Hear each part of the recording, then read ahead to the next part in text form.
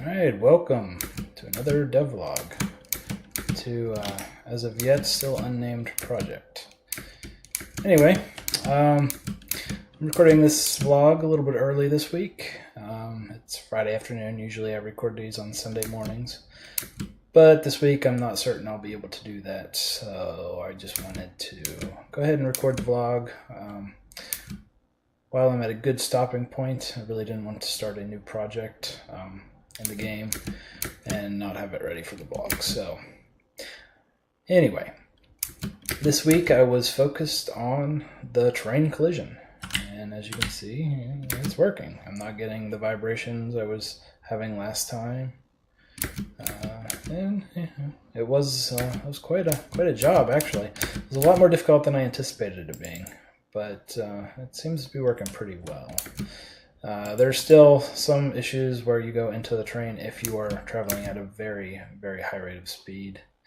Right now I have a run, which I haven't demonstrated any problems with the run yet, but when I was flying at like 5 times the speed, I was occasionally clipping into the landscape and it was throwing the collision detection off. But for the player movement, I don't think that's going to be a problem because I don't anticipate ever having to go faster than what the collision detection can handle. And if I do, I'll just have to improve my collision detection. I tried to go with a more optimal method in terms of CPU usage rather than accuracy as far as high speed moving objects go. If I ever implement bullet-like projectiles and things, I'll need to introduce higher quality collision detection for those things. But for this, I don't think that's really necessary. But yeah, I talked about my chunking system in a previous blog, where if you look up at the camera position right here, which way am I going? You'll notice, I go ahead and turn my chunk bounds on.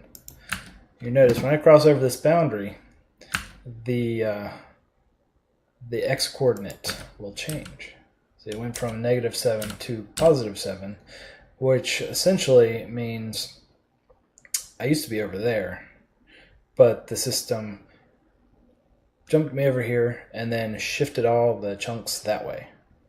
So to me, in the camera, it doesn't look like anything changed, but internally it keeps the most important data close to 0, 0. So that way there are no rounding point errors when it comes to the floating point arithmetic.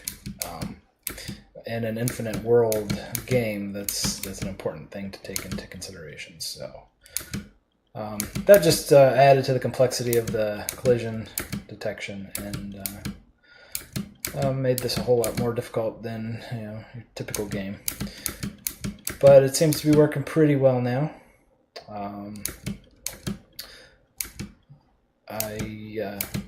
While I was developing this, I added an input recording functionality to my engine, which allowed me to basically start the game, do whatever I wanted, and then close the game.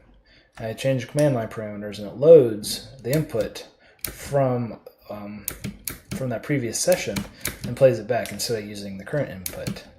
So that means I could reproduce a problem with collision.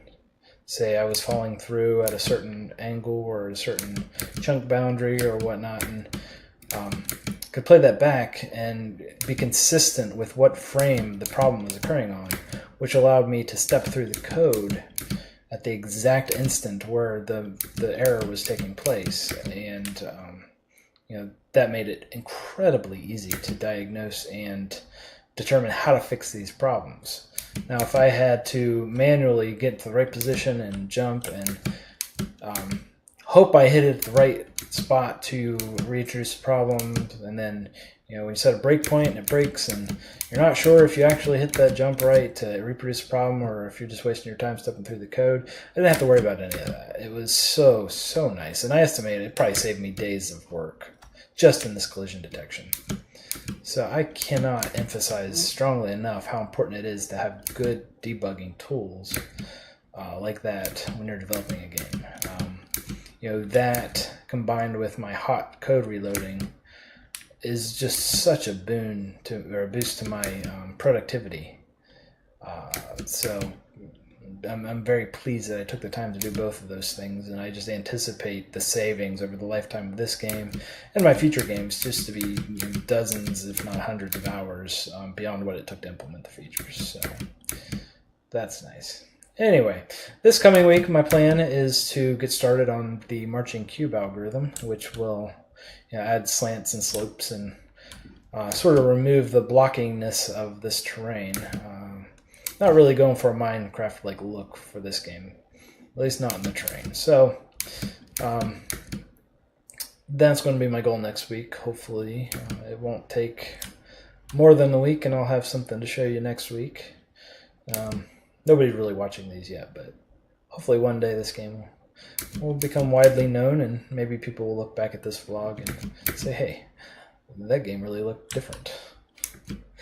Anyway, that's it for today. Thanks for watching. I appreciate your time, and hope to see you next time.